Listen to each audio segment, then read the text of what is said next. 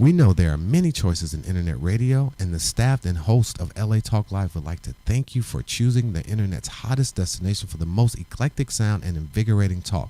This is LA Talk Live. We are more than just talk.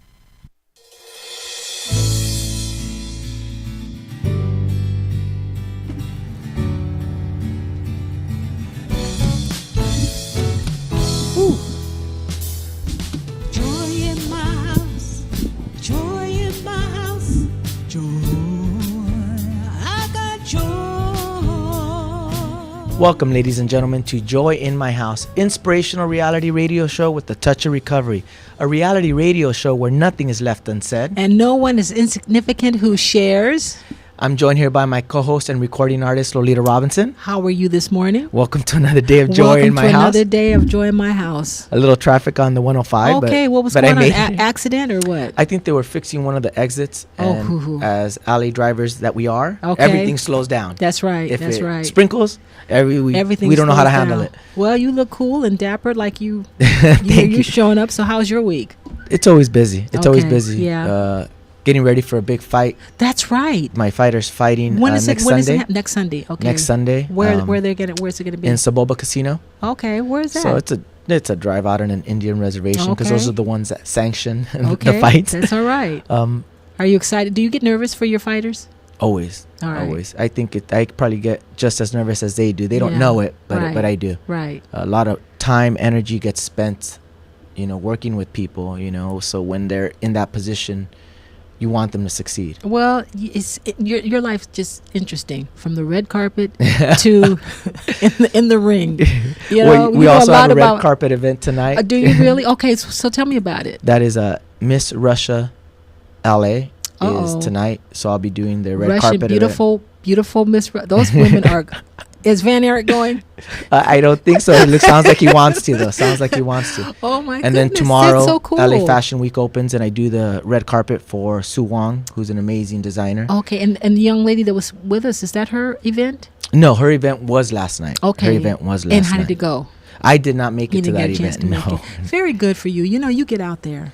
That's what you have to do. You have to get your hand on the pulse of the community. Mm-hmm. You got to be involved. But I'm still mad that John Stamos is not here. I'm sorry. Zaylee got a picture. Trying to get John on the show. But I do want to say happy birthday to Deborah Hayter. They're celebrating her birthday today. Right. Is our publicist here who's worked with all of us here and is part of LA Talk Live. What are they going to do for her? Van, I think, knows the Yeah, what's up? Well, as I understand from the email, it's going to be at the House of Blues. Oh. So in West Hollywood. So that's why I'm not going to the fashion thing. Okay. I know it had to be something important to tear you away. So, due to the circumstances that like Joel said, our publicist, birthday celebrations. So support. That's so cool. Well, listen, give her a big hug from me. She's a good lady. Yes, she is. She's a hardworking lady. Yes, she really is. I want to thank all of you listeners and viewers out there for being a part of the joy that we have in our house. Because last week we had an amazing show. Oh my goodness! Amazing show. All I could say was just like buckle up your seat. It was like he was amazing. Sam J. Jones was on the show last week. If you don't know who he is Flash Gordon. He just signed on to do TED 2. You know what? It was so funny because my son Seth always comes, but he's kind of like, okay, I've seen you guys. I told him Sam was on. His eyes, he never gets excited. Flash. You mean with Seth? I said, yeah. See, that's what you get. That's what you get. See. But it was interesting. Think that we don't know what's happening. It was interesting that Seth MacFarlane was so moved by Flash Gordon, and that's what wanted Seth MacFarlane to start his creative side. Okay. And to come full circle and then put Flash on his new film 20 years later Gave is him amazing. A whole new, like you said, because Seth was he was all excited about it. Mm-hmm. Good for him. And what was the most powerful part is the Christian that he is. Hollywood it's a tough industry. If you're out there trying to break in, it's challenging. It's there's struggles, but does not mean you have to let go of your faith. And I think that's the most important thing for me, especially doing these red carpets. A whole lot of stuff, I bet, My ex came over the house. I had some stuff for a horse that we had, and I had to give it back to her. And she came over and she's like, why do you do these events? You don't drink, you don't party, you don't do this, you don't do it. Why do you hang out with them? And it made me have to reflect, why do I do this? And I do this for our guests. Right. For me to hear these guests have these amazing stories. You're right, Joel. No matter where they're at. You got that right. And you know what? I think it was Sam who said that the Lord loves Hollywood. He loves those people. He gave the talent. Someone has got to go out there, but have the boldness, but have the, to be balanced. And you're right. You're right. That is why we're doing it. You have been bringing, between you and Paul, have been bringing some amazing people. And it's just a blessing. I want to give you guys, Thank you. But it's a blessing. It's a blessing to have my foundation of friends, mentors, guides like you guys, like you've been a spiritual counselor to me. And then to hear these stories and have everything kind of come together. Right. That is, for me, God working in my life. It is how he took this show and just is kind of, it's amazing to me. I'm amazed, and thank you for bringing me along, because just the opposite. Just the opposite. Thank you for bringing me along. Iron sharpeneth iron, baby. I've learned a lot from you. I've grown a lot, and I still say I've learned a lot in healing with men. The Lord used you as one of my sons, and Paul and Van, to let me know that there are amazing men out there. Everybody is not abusive, and it's been a real healing. Well, same for me. I want to thank you guys out there who are listening and viewing for being a part of the joy that we have in our house. Know that you can follow us on Facebook /Joy in My House. Become a friend and receive up-to-date lineups of guests and information. You can also find us on Twitter, and now we have an Instagram page, so you can follow us on Instagram, and I will be keeping up on that social media, which is always a challenge for me, because I'm always from pillar to post. Yeah. But I want you to become a friend. Engage with us. We want to hear the joys that you have in your house. So be a fan. Become a part of us as well. We have a great guest today. Amazing. Jacqueline Priestley. She is the author of His Word Healed Me. She's going to be on the show today. She has an amazing testimony. Ladies and gentlemen, this is Joy in My House. I want you to stay tuned. We'll be right back.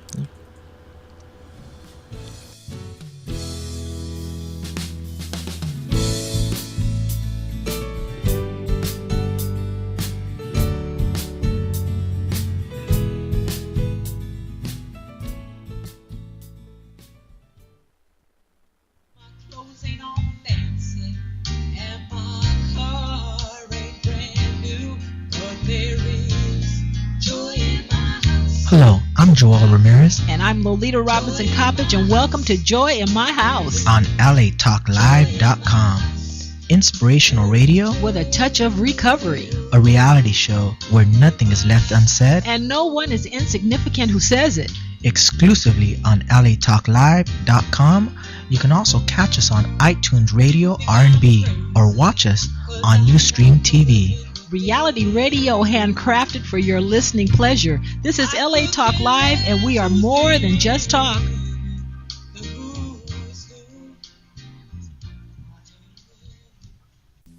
Hi, I'm Ro Williams, and I would like to invite you to join GospelRhythms.com every Sunday at 4 p.m. Pacific Standard Time, 7 p.m. Eastern Standard Time for our show, GospelRhythms.com Talk Live Radio.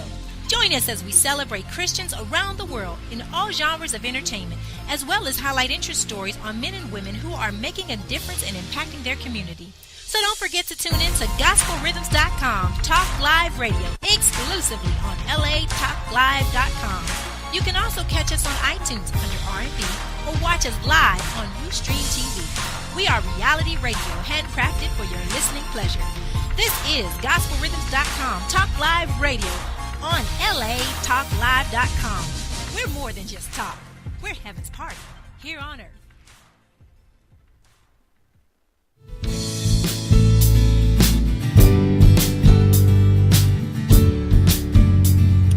Welcome back, ladies and gentlemen, to Joy in My House, inspirational reality radio show with a touch of recovery. I'm joined here by my co-host and author of Shaped by the Master's Hand. Very glad to be here. And our in-studio guest, Jacqueline Priestley. Welcome to the show. Thank Welcome you so to the much. show. I'm so happy to be here. Are you related to Jason Priestley? No, okay. See, I'm trying to get these. I had $5 for every time somebody asked me. Well, you never know. Okay. If he wants to adopt me and call me mom, though, we can talk. Okay, Jason, if you're listening, call me. Come on the show. Okay. Well, I want to thank you for coming on the show, Jacqueline. It's my pleasure. I always like to let our audience and viewers know how we met. We met through one of our board of directors and our talent director, Paul Obel, who has been an amazing pillar for our show here, referred me to you. Said you got to hear this young woman's testimony, and she has a book out that's amazing. You got to have her on the show. So I want to thank you for coming on the show. Thank you. It's a real treat to be here. Yeah. And it's always nice to have the opportunity to also talk to you before a little bit and hear your story. I do pre-interviews before the actual interview, so it's a little more cohesive for the show. But you have a really strong testimony of healing. Yes, I do. Yeah. I've had healing on a lot of levels, emotional and relational and physical. So, I'm as old as dirt, so you don't look it, though. That's okay. Yeah, you sure do. I don't look it, but I've lived a long life and have had a lot of experiences, and And now you're using those to share them in ministry now as well. Encourage other people. Absolutely. And Lolita always talks about having that credibility to have these experiences, because if you speak from a pulpit and you're perfect, nobody connects with you. But when you're able to share a little bit of your story, a little bit of your struggles, people automatically gravitate towards that. They do. You have a lot to say, and your smile is beautiful. Oh, thank you. Absolutely. Well, one of the first things I say to people when I do have an opportunity to step into the pulpit, I let them know you have before you an extremely flawed person. Okay, I like that. And then I allude to a couple other things, and then I say, so you can tell I'm also a wounded person, but I'm also a very healed person because of the love of Jesus in my life. And then I go from there, and I notice they open their hearts. I bet they do. Yeah, they really do. And we have a good time when I get to share the word. People don't like finished products. You know? No, I'm very much in process. Okay, that's it. Thank you. And Lolita always talks about it's a process. We don't arrive here. We don't arrive here. Well, I want to let the audience and viewers get to know your story, get to know you a little bit. So let's start talking about, where'd you grow up? I grew up in the city of Lakewood, California, here locally. Yes, I live right next to Lakewood, Long Beach. All right. Okay. Yeah, and I say this tongue in cheek, but it is nonetheless true. I was Miss Lakewood, and I joke and say back when the pterodactyls were stop it, roaming the planet. Stop it! No, stop. I was runner-up, or actually, I beat out Wilma Flintstone. Oh, that's ready. So, but yeah, I was Miss Lakewood, and that was I can see it, red hair and green eyes. That's a Wilma. It was a really fun experience to get to do that. How'd you get involved in? My mother gave me an article that said you should run, and I was not a beauty pageant type of chick at all, didn't have the confidence for that sort of thing. But I was an aspiring flight attendant, and I knew I needed a certain amount of money to go through training. I had been accepted, and so I ran because I thought, well, maybe I could win and get the prize money, and that would pay for flight attendant training. And I actually, to my surprise, I did win. Oh, that's awesome. Wow. Isn't that beautiful? Isn't that beautiful? Yeah, so... Gosh, so you had to sing and get your talent together and all, what did you sing? Actually, my talent was speaking. I did a presentation and... oh, that's amazing. Wow. Yeah. I don't think I've ever heard of what kind of presentation? I talked about this history of the city and passion about community. Good for you, and girl. The importance of giving back. Good for you. Yeah, making a mark for good and for kindness. I talked about those things, and I think they were surprised to see an articulate 19-year-old. That's what I'm saying. You know what, really? Yeah. And good for you. So congratulations. Thank you. Well, like I was saying, we like to kind of get to know your story. Yeah, your now, family. Growing up, how was it? Do you have brothers or sisters? I have a brother, and we were a small family in Lakewood. My mom was a at-home wife and mom, so my dad was sole support for the family. And I remember being very happy when I was little. And my mom and dad both sang a lot in the house, a lot of music in the house. But by the time I was 9, I really sensed something's very wrong. Things are changing. And there was a lot of crying, and the singing stopped. And then there was a lot of fighting and a lot of screaming. And I remember by the time I was 11, actually asking my parents, would you please get a divorce? Oh, wow. You had that sense, huh? There was so much fighting and so much sadness. And they were two very dear people, but they didn't seem to be good for each other. And how was your brother in all this? Was he younger or older? Younger, and kind of retreating into a shell. And I was very fortunate. From the time I was only 3, I started to have an inclination to want to know about God. And I was not being raised in a Christian home at all. But my brother, on the other hand, did not have that spark in his heart. So that helped me through a lot of years of... Was there a grandmother who took you to church or anything? It was just no the Holy grandmother, Spirit? no anything. But my father, ironically, lovely man, but an atheist. And yet his mother had been a believer, and he thought Sunday school was a good building block in children's lives. Not for religious reasons. He could care less about that. He just thought it was a wholesome environment and moral. So I indicated that I wanted to go to Sunday school, and he faithfully, my atheist daddy, faithfully, year in, year out, drove me to Sunday school. Oh, that's beautiful. God bless him. Isn't that neat? Yeah, yeah. And then my mom is a real lover of nature and flowers. She can grow anything. And I remember being young enough to be in, those sleeper feet pajamas that have the big zipper and it's all one thing. And I remember her taking me out into the backyard and saying, let's look at the flowers and the froggies and the birdies that God made. So somebody was being planted in there. So despite the turmoil and the fighting and how volatile things were and a lot of crying, a lot of yelling, there was a theme there that was kind of carrying me, yeah. And Lolita always mentions that God always God always has somebody working for him. That's a good point. Even when we don't realize it. That's right. That's right. Were there neighbors around too, or just? There were neighbors, and there was one very nice neighbor lady who did go to church, and I remember frequently she would come over when she would see one or both of my parents leave, and she would always pretend that she was borrowing something, but she was coming to check on my brother and me. Oh, see, God has his people. Dear lady. He has his people in place. Yeah, and there was just so much love as she would stand there on the porch, and she'd talk about a certain soup product or eggs or something, but she was saying, "Are you okay?" and would you like to come over for some milk and cookies? And just, very kind heart. Yeah. See, God always has people placed in our lives. That's what Joel was talking about, How about, I've never asked you when you were young, Joel. Was there a grandmother that was praying, or? Well, we were raised Catholic, so church was a part of it. Right. And, knowing about, and you know what, I always did really well in religion class. Because You went to religion class? I went to a parochial school. I went to St. John Bosco in Bellflower. Didn't know that. Yeah. Wow. So I went to school with Nomar Garcia Parra, which played for the Los Angeles Dodgers. And it was a very big school at the time. And I begged to go there because I did not have the grades out of Catholic elementary school to go. And I remember telling my father, it's the only school I want to go to. It's an all-boys school. It's a school I wanted to go to.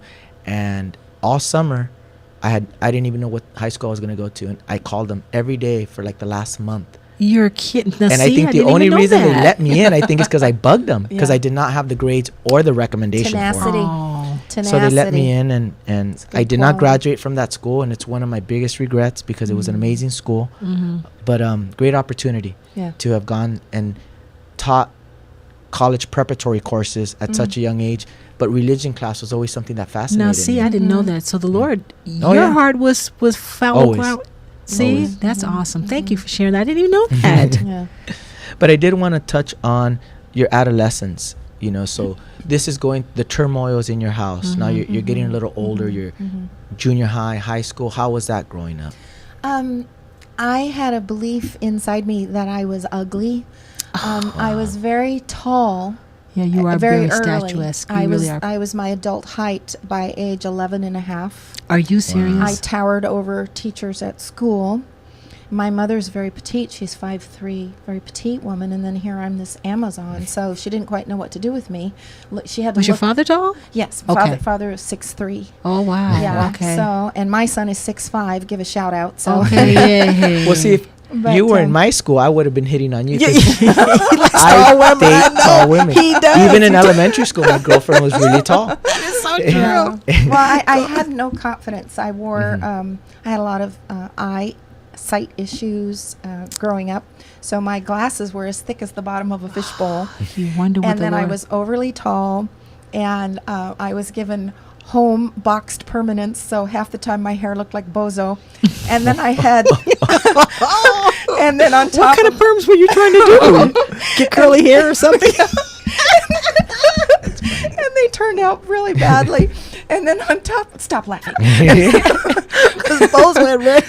Part of my childhood trauma, and you're laughing. I'm sorry. And then I also had horrific acne.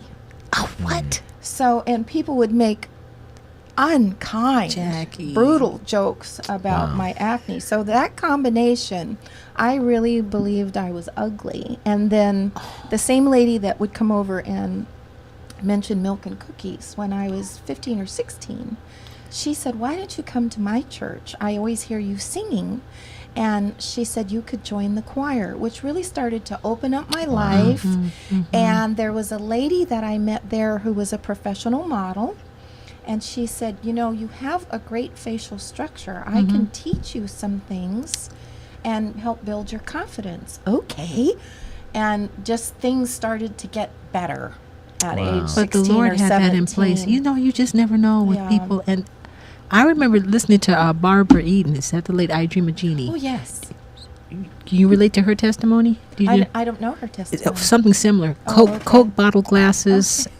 Had a very, very, I think her feet were turned at something. She just was not what the kids thought was pretty. People laughed at her. Yeah. And look what the Lord can do. I don't know about her beliefs, but hearing this about you. Yeah. Yeah, I'm not laughing at that. I mean, my teeth were also very crooked, and we had no money for braces, so I spent years sitting, and I would use the erasers on the ends of pencils, and I would push on my teeth until they ached, and I straightened my own teeth. What? Wow. Oh my goodness! So she's an entrepreneur too. I was very resourceful from early. That is hilarious. Jackie. Oh my gosh, where'd you get that idea? I was always thinking. You must really hear from the Spirit. I really want you to pray for me. I mean, really? Yeah. How long did it take for you to press your teeth into shape? Years, about 4 or 5 years. Okay. Wow. Yeah. Wow, it's funny, but I mean, hey. Yeah. But let's talk about that. So you had some struggles. You started you started going to a new church. Yes. Where you found yourself a little safe haven. Music, that being in a choir and getting to sing and being around all those nice people who were very encouraging. They were very supportive of you at that time. I was the youngest person. It was all adults, and then there was me.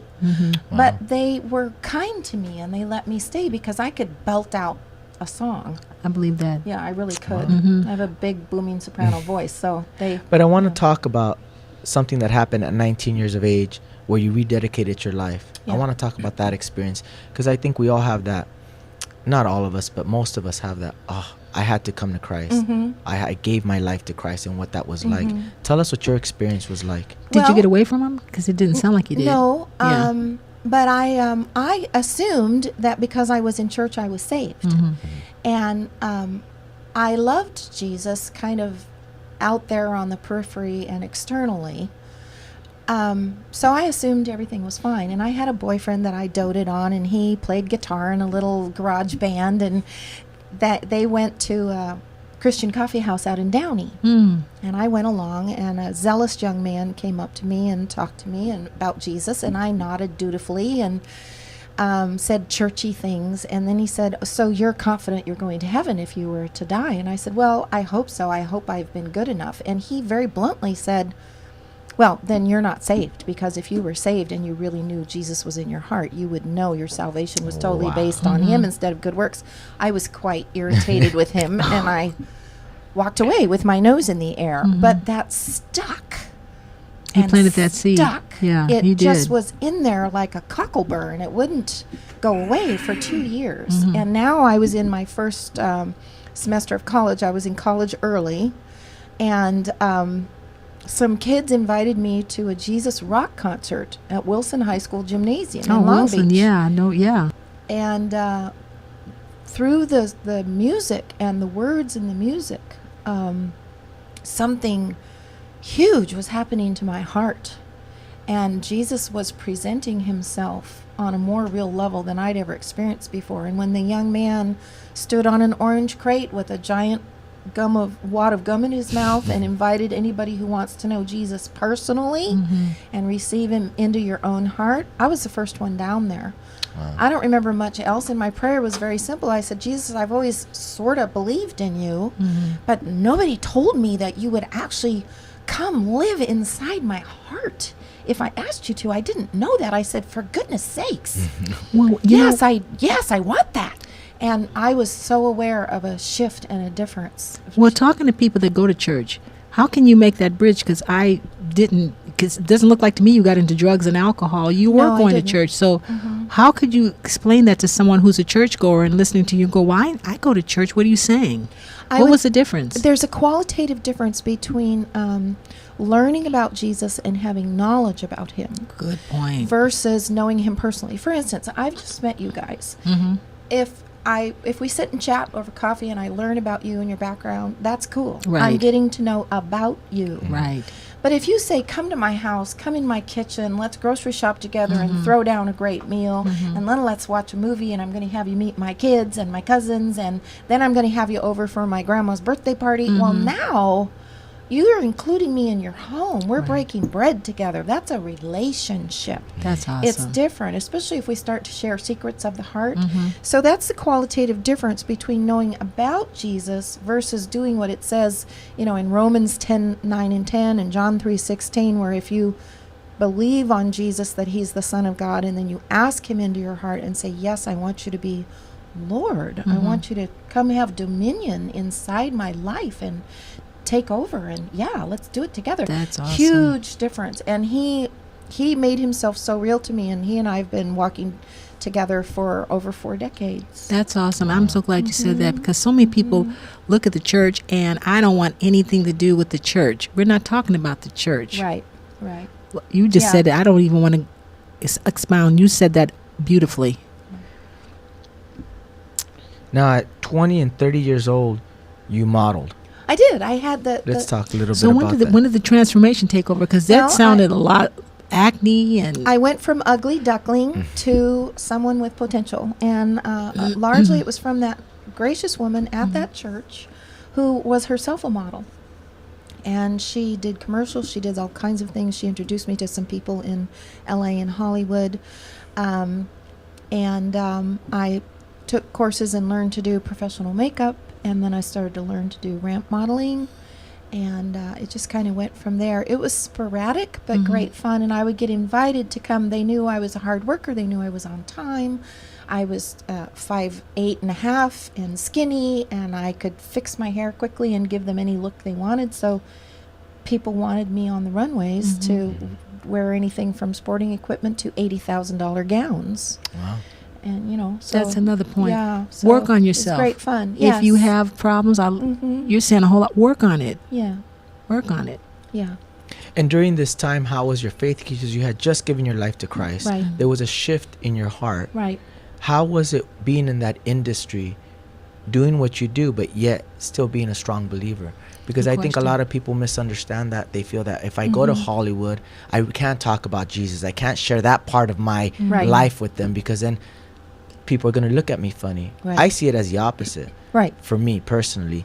But there's people who struggle with that. Right. Tell us a little bit about that. I'm a serious student of Scripture, and I go to church every week, but I'm not churchy. Okay. I don't talk in these and thous. I don't speak what I call Christianese. I don't sound churchy when I talk. And I watch people. So if I see something that I can tell somebody's hurting, or they're sad, or they're discouraged, or something rude was said and somebody got their feelings hurt, I might go over and just give them a hug and whisper in their ear, you know what, you're doing a great job, and I think you're amazing, and God's really proud of you. And they'll look at me with big eyes like, God's really proud of me? I'll say, oh yeah, he thinks you're wonderful. Shoot, why would he not think you're wonderful? He made you. And I'll walk off, and there's the opener. But I didn't sound churchy, and I'll just drop that. And then as they get to know me, I'm amazed at the quote God moments that present themselves, where I can give another spoonful of encouragement and let them know, dude, Jesus is real. You should talk to him. He's real. Just little things, but I've had amazing opportunities to share with people. Well, like Joel was saying, the credibility, see, you knew by having that experience. When you are abused, you have more of a heart for people. Sometime, or it can go the other way. You can get hard and be the abuser. Right. But people could feel it was genuine because of your heart. Yeah. And I want to now, from there, you modeled. You were going to church. You helped start choruses in your church. So talk about that transitioning from modeling and then becoming more a part of your church. Were you like a New York model? No, were goodness, you, no, not on that print? level. Print? No, not on that level. No, I mostly did shows. Okay. I did shows. They used to have that stuff like a Make Company. They used to have shows and things like that. I did all those kinds of places. I remember those, and, yeah. Then I also, the Vinca International in Beverly Hills, I don't even know if they're active anymore, but they did specialized shows in venues for movie stars and dignitaries. That's where I got to do the $80,000 gowns. And wow. So it was and sports work and, everything in between. So I was doing that. I also married very young. I was married by the time I was 20 and a half. Wow. And working. When did you meet your husband? I was doing a show, and he started to flirt with me, and and I was only 18 at the time, and he very arrogantly said, "I'm going to marry you someday," and I thought, raspberries, and I walked away. Was he older? Yeah. Okay. So, but I modeled, and I was in corporate America, and then I became a mom pretty quickly, but I was always still going to church and singing. It gave me a lot of joy. Your program is called Joy in My House. When I would sing, my whole body would reverberate with joy. It would take over. I would experience the neighbor joy heard you. in my house. Yeah. The neighbor heard you. Was your husband saved? That's questionable. Okay. But without going into okay. Yeah, we'll just leave that there. Okay, very good. But we were talking about your transition from modeling, and like you said, you got married young. Yeah. But you were still part of the church. Yeah. What placed it on your heart to want to give back so much? And what kind of was it choruses you said? Yeah, I was now part of a different church, which I'm still part of. I've been with that church for 30 years, and initially, they didn't have a choir. They didn't have a lot of things. They didn't really even have a worship team. They had one or two people that played guitars, and now it's a mega church and ministry all over the world, and very well known.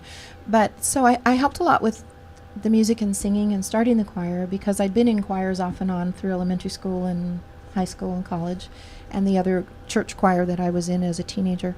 So I saw the need, and I knew I could help. It just seemed normal to me to do that, to give. I think sometimes people are waiting for God to scream from heaven or something to start a ministry. No. You just saw a need. Yeah, you just see a need, and if you have anything within yourself that you can give, from a smile and a hug to experience. And I never went up to people and said, "Oh, I'm good at that, let me take over."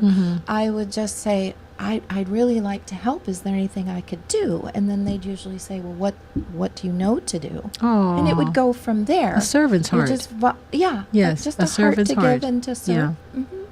Well, I wanted to touch on also your missions trip, because you took several mission trips. Let's talk about that. Yes. Again, through my church, they offered opportunities to do 1-day to 4-day mission trips down into the Tecate area and help in impoverished areas down in there. And then they also offer 3 and 4 and 5 and 6 week mission trip experiences. And I did one of those to Romania. Did not have a heart to do that. Did not want to do that. Okay, you did it at somebody else's prompting? It was God's prompting. Okay, it was. Okay, okay. I had a lot of people tell me, "Oh, you should," and I think, "No, thank you." And I was pretty bold about, no, I don't. No, thank you. Well, that's a pretty heavy life, mission work. Tecate was one thing. To go help for a day or 3 or 4 was one thing. But it was like I knew my own country was within arm's reach. Right. But to go overseas into an area that had been communist just 10 years earlier, and you get greeted at the airport with rifles and that's true. No, I don't want to go. And where was your son? What was going on with him at the time? By that time, he was off in college. Oh, okay. So, all right. But I was worshiping God one day and singing and just having a good old time reading scripture and telling God how much I love him. And then when I was done, I said, "Is there anything you want to say to my heart? I'll get quiet." Should have known better. Should have known. I am capable of stopping talking. I know it's hard to believe. And when I got quiet, this impression came to my heart the next time there's a trip to Romania, you're going. That's what I said. You should have known better. And I thought, oh, no, I don't want to go. And I heard, yes, you are. Mm-hmm. And so I went. One thing about me, I may whine and kick a little and say I don't want to, but I always do my best to obey God because he's a whole lot smarter than I am. But that's neat. He says even test me, test the spirits. You got to, you know, you had to really have a conversation. Are you sure this is you? And that was one of the most joyful, other than the birth of my children and scuba diving, going to Romania was one of the most joyful experiences I've ever had in my entire life. Did you get involved with the children and the orphans? Yes, children. Because there was a ministry that used to come to a church I used to go to, and Romania was really the children on the streets. Yes, and we also did construction work in a poor village. So we did a multitude of things. We worked very, very hard from before sunup to about 11 o'clock at night because they have short nighttime there. So you get a lot of daylight to work very hard. But a lot of manual labor. Wonderful. A lot of manual labor. Yeah. Well, not only your mission trips, because you didn't stop there, you also started Bible studies in the companies that you work for in corporate America. Yes. And I think that's so profound because I think a lot of us, even me sometimes, I don't want to separate my faith from where I work or where I'm at. Mm-hmm. That's who I am. Right. So even in the place of work, even when I'm doing a red carpet, I want to still have the opportunity to share about Christ and not have to hide. And you did not hide. You actually started Bible studies in the companies that you worked for. Well, let's talk a little bit about... Yeah, what company? Again, I have the belief that as believers, we should be the best workers, the most diligent, the most on time, the most productive, the most everything, and should never use company time for our own personal time on any level. But lunch hour is ours. And I got a nudge in my heart. Where were you working? Can you say? Am I allowed to?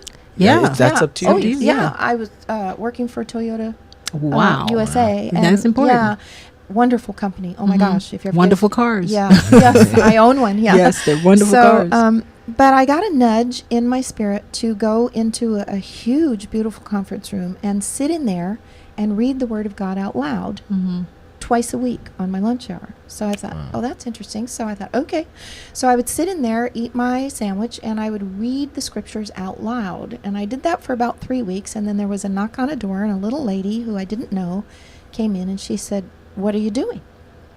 And I said, "Well, I'm eating my lunch, and I'm reading the scriptures out loud." She said, "By yourself?" I said, "Yeah." She said, "Can I sit in here too?" And I said, "Sure." And then another one came, and then another one came, and then another one came. And pretty soon we had 30 people. Oh. And then somebody else from another department said, "I heard you started a Bible study," which I only kind of did. It was kind of like Field of Dreams, build it and they will come. It was the Word of God, me just reading it out loud, that drew them in. Wow. And then it actually turned into a study, which I taught. But that's how they started, and they snowballed throughout the company. Wow. And we used to call them the churches at Toyota. Oh, wow. And the company was so respectful. As long as we were only doing something like that on our own time, then they were very respectful of letting us do that. It was wonderful. That is amazing. You know, listening to your story, it sounds like, but I know different, and I, with respect on how much you want to share, it sounds like you just kind of, all the doors opened and it was smooth sailing and you had no opposition. No, and not at all. You know, so I don't know how much you want to, you know, because we shared some, but yeah, I had a period in my life after a pretty gnarly divorce where I was astonishingly poor. I was so poor I would go hungry for days because there was no money for food.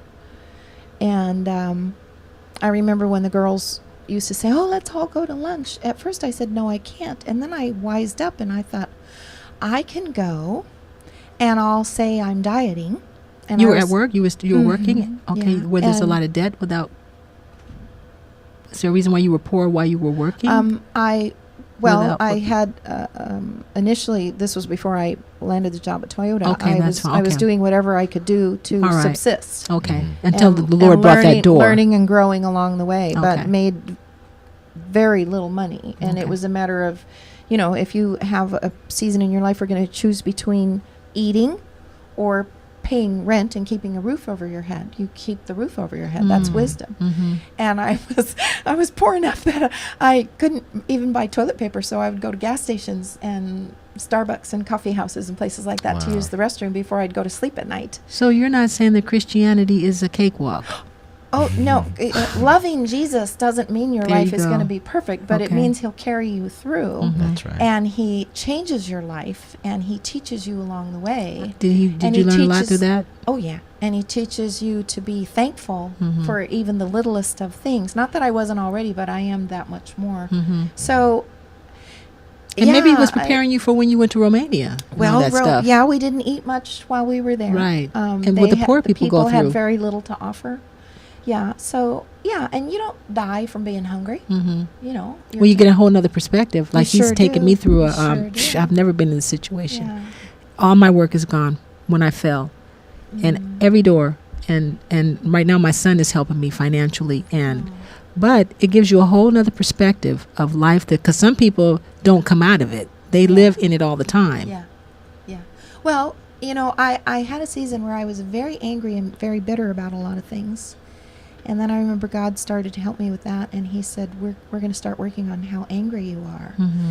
And he said, you really are so angry on the inside that you don't even know who you are without the anger, and the anger has actually been a kind of broken sort of fuel for you. Wow. And a determination. And you love me, and you hold on to me, and you steamroll everything else with the anger. Mm-hmm. And I wasn't acting it out, but inside I was kind of a defense to kind of keep you together, to self-protect in a lot of ways. And he started really healing me and teaching me. First I learned, I saw the scripture that said, be angry and sin not. And I thought, how do you do that? Do you think you got that from your household? You said there was a lot of yelling and stuff with your parents. I saw a lot of anger in my family too. Yeah. So yeah. You learn anger, you learn what's around you. And you know, my parents, both lovely people with a lot of wonderful qualities, but they had a lot of things that they were unhappy about. And many times, if they didn't know Jesus, they didn't know God as a resource. So they were doing the best they could with the toolkit they each had at the time. They created a lot of lovely moments, but when they didn't know how to handle things, they handled it with anger, which a lot of people do. Yes, and I'm glad you're saying that, because a lot of people really do. Yeah, until we learn differently, or we learn that. When I stumbled across that verse that said, be angry and sin not, I thought, how do you do that? So I asked God, how do you do that? And he started to teach me. You have a choice in each moment. When you feel anger, you can bite your tongue and not let the anger out, and then bring it to me in prayer and talk with me about it, and I'll help you with it. Or you can let it explode out your mouth, and then you're suffer the consequences. Well, his plan was a better plan. Yeah, really, that's true. That's really true. But before we go to commercial break, I did want to touch on one of your most devastating moments in your testimony. In 2003, you received some very heavy and bad news. Yeah, some medical news that really knocked the wind out of my sails.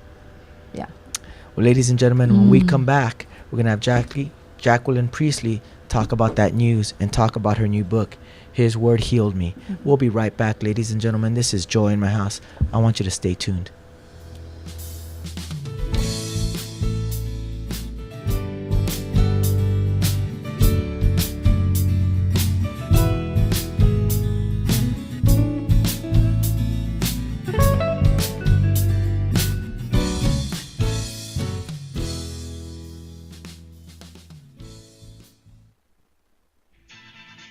Hey everybody, it's your man Sabir Bay back on your airwaves, inviting you to join us every Tuesday, 3 p.m. Pacific Standard Time on the Sabir Bay Show, discussing history, law, and hip-hop. Every Tuesday, 3 p.m. Pacific Standard Time, the Sabir Bay Show, exclusively on LATalkLive.com.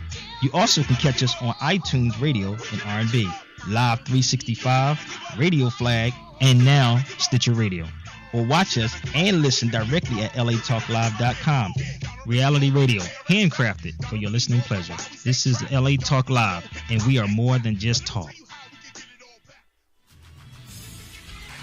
Hey, shout us out. What's the count? Tune in to WDC Radio with me, Laurent Dozier, your host, a.k.a. I Am WDC, on Wednesdays, 7 p.m. Pacific, 10 p.m. Eastern, as we cover aspects of sickle cell trait, interviews with doctors, nurses, caregivers, and those living with sickle cell. So be sure to tune in every Wednesday, 7 p.m. Pacific, on WDC Radio, exclusively here on LA Talk Live, where we're more than just talk.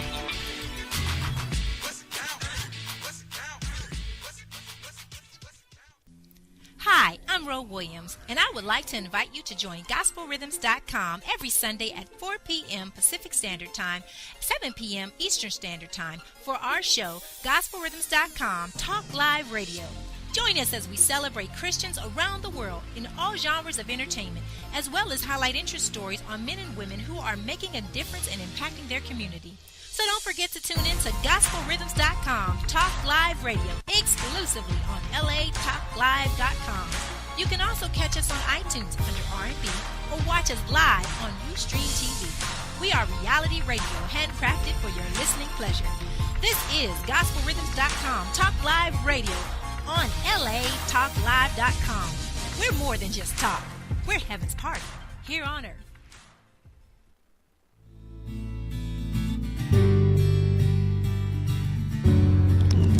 Welcome back, ladies and gentlemen, to Joy in My House, inspirational reality radio show with a touch of recovery.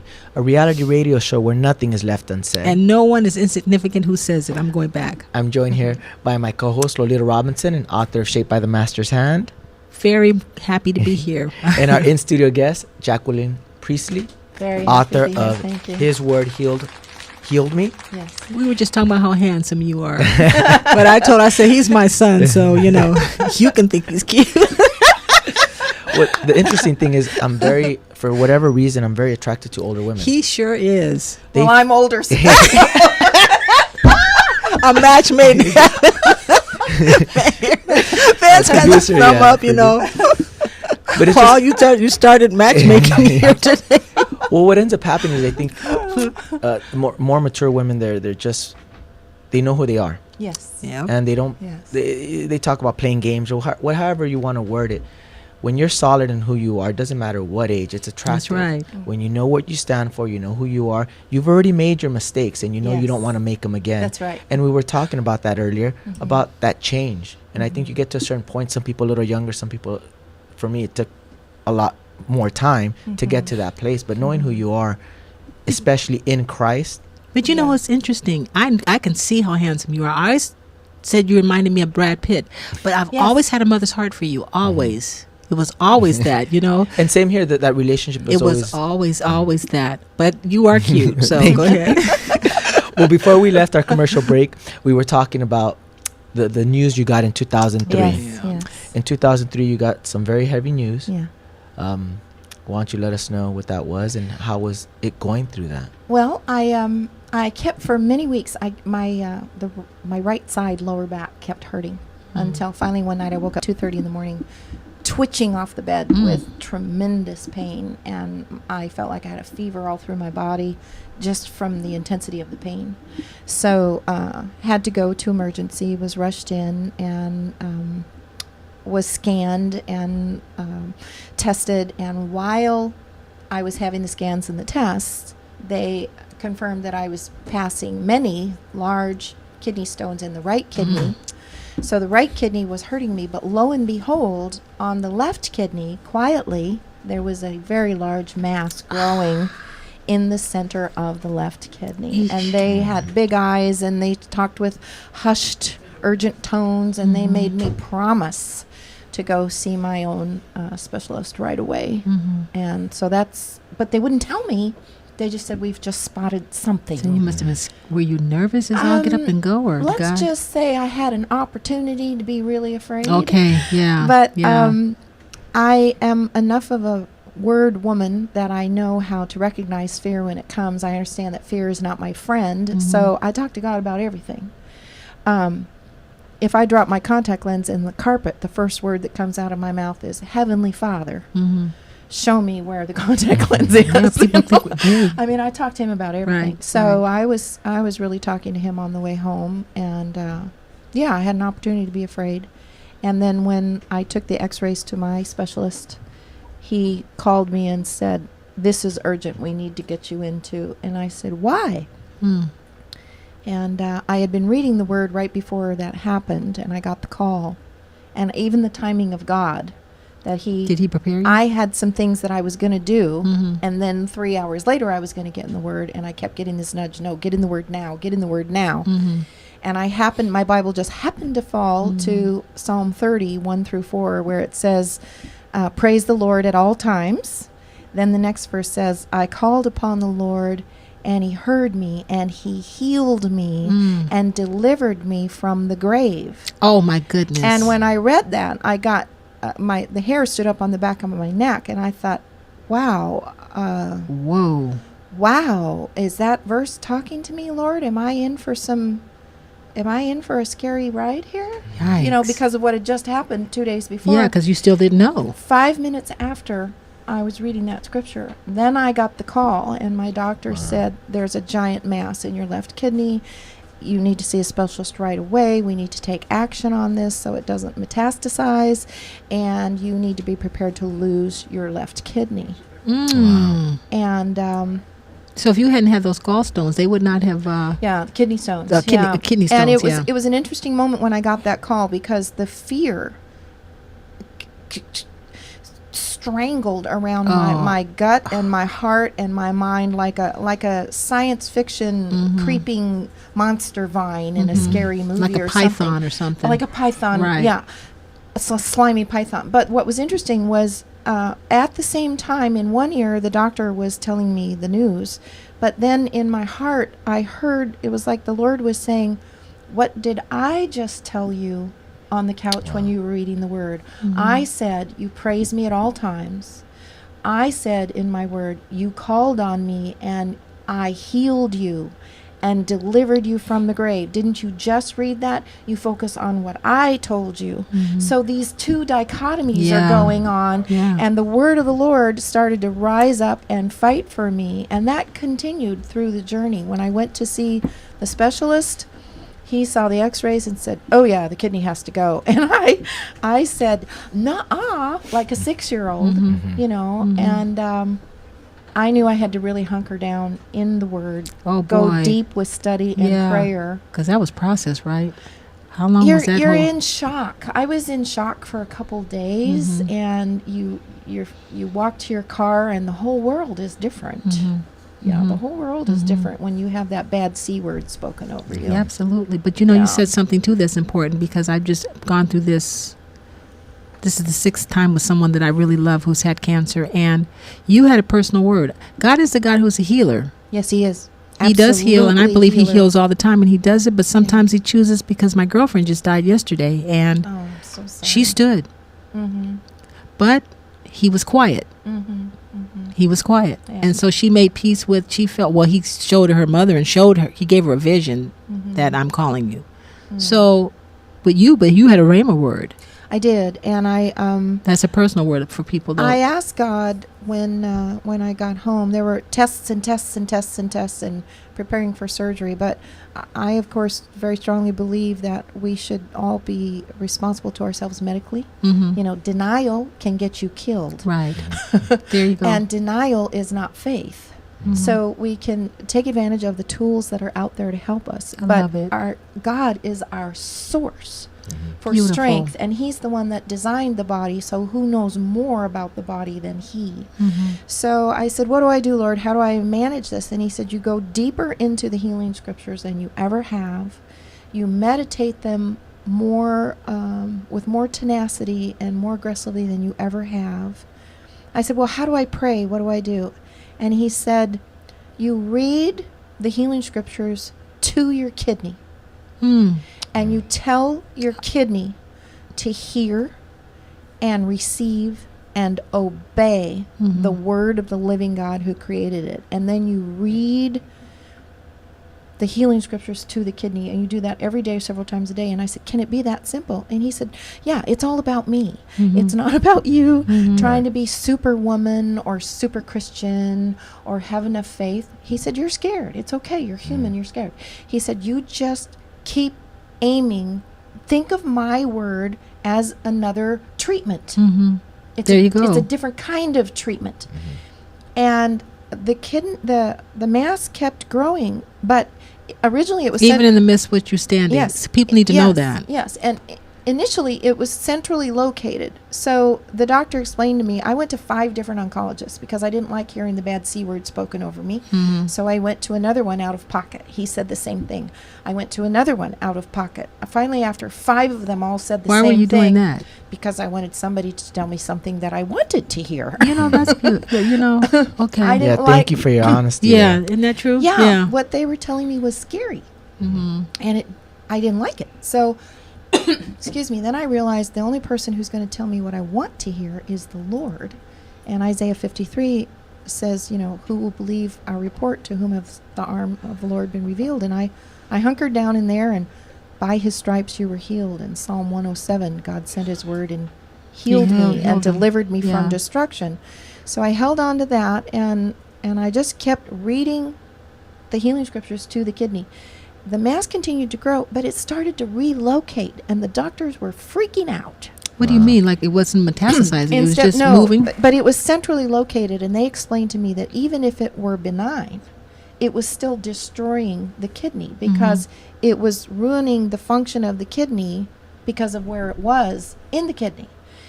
So they said the kidney has to go either way, but we're convinced it's cancer. And the mass started to move and travel out to the periphery of the kidney, even though it was growing, and it became operable. Wow. So I was having a medical miracle occur in my body. And they could see it. They could see it. It was from month to month as all the X-rays. Did you have chemo or radiation, any of that? No, I had surgery, and I talked with a doctor. I found a Jewish doctor who I explained to him, I said, I'm a woman of faith. I'll do what I do, which is believe God. You do what you do, which is be an expert and go in there. Don't just hack away and assume. I know what all the X-rays say. I know what the reports say. But I know God, and he's full of surprises. So are you willing to go in from my perspective of, let's see if Jackie gets to keep her kidney? And he said, I'm so afraid your faith is going to get hurt. We're convinced the kidney has to go. Please don't take this stand. I'm just really afraid your little heart's just going to get so wounded. And I said, look, I'm grown up. If you find bad stuff in there, cut it out. Right. You're the expert. If the kidney has to go, the kidney has to go. I'm a big girl. But don't just go in assuming. Go in and see, did Jackie get what she's believing for?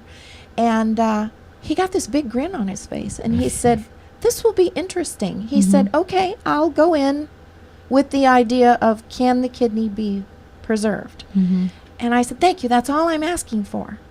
And when they went in there, the whole molecular structure of the mass had changed. Oh my goodness. Yeah. Wow. I mean, it's quite and this is all on record. And it's in your book, right? Yes, I talk all about it. And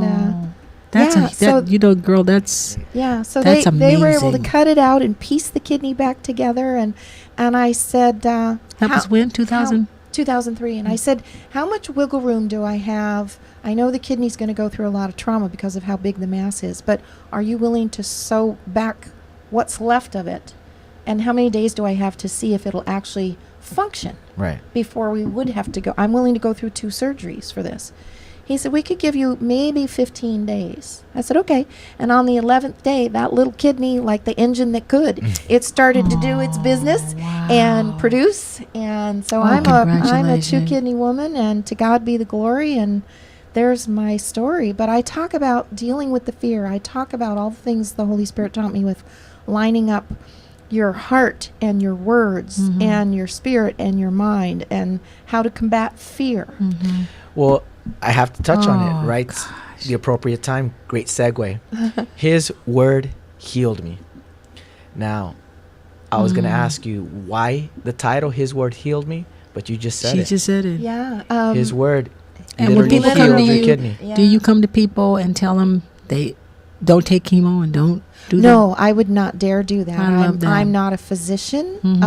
I don't think I would have the right to do that. I tell people, you be medically responsible, you be wise, but may I show you what's in the Word. There you go. And may I fill your heart with hope. Right. Because God is so powerful. He even surprises surgeons. And, and beautiful story. Well, I am running out of time, but I do want people to go out and get this book, His Word Healed Me, by Jacqueline Priestley. You can find more information on www.JacquelinePriestleyMinistries.com. You can buy the book. I want you guys to go out there and find it.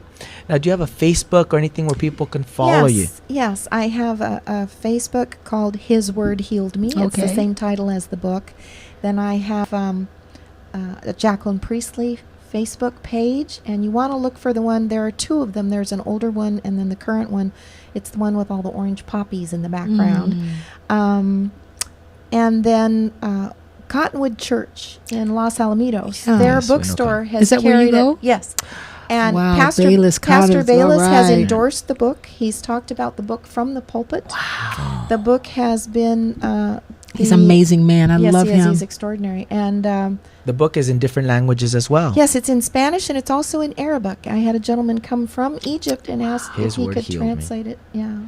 Ladies and gentlemen, I want you to go out, find the book. I want you to go to the website. I want you to find the Facebook fan page, His Word Healed Me. Like the page and receive up-to-date lineups of where she's going to be speaking. She's also a speaker, a motivational speaker. And she has a TV show, too. And her show is just premiering with Paul Obel, I believe. Yes, Paul has a show. We love it. We'll see. Well, Paul is a man of many hats. Oh, man, but you amazing. He's new coming show. Back. I want to touch on that. So let's hear about that because we are coming to a close. My teaching program is on a couple times a week. It's called His Healing Word. You can find it on www.hsbn.tv.